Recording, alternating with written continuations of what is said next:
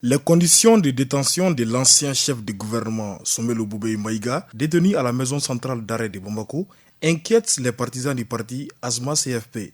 Ils avertissent. Le but, c'est d'attirer l'opinion nationale et internationale de ce qui prévaut contre l'arrestation illégale et arbitraire de notre président.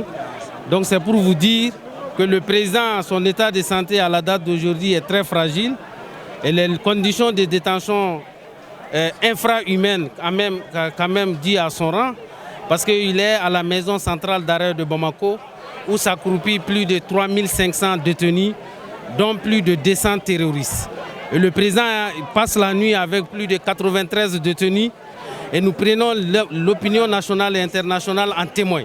Et si jamais par malheur quelque chose arrivait à notre président, nous tenons pour responsables les autorités de la transition et en premier lieu le Premier ministre Choguel Kokala Maïga. Le président du mouvement national de la jeunesse du parti Asma CFP dénonce l'arrestation de son mentor.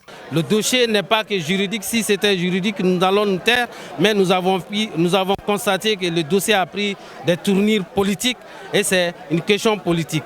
Et vous n'êtes pas sans savoir que le président est l'un des présidents des chefs de partis politiques qui a dit très clairement et de façon solennelle qu'il n'en est pas question de proroger la durée de la transition.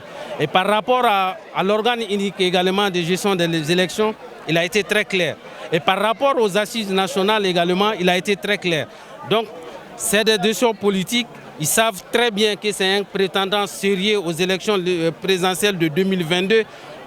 D'où tout cet acharnement contre sa personne. Pour ce qui est de la procédure de cette affaire qui crée la divergence dans les cercles juridiques maliens, les représentants des jeunes du parti y voient derrière la main du politique.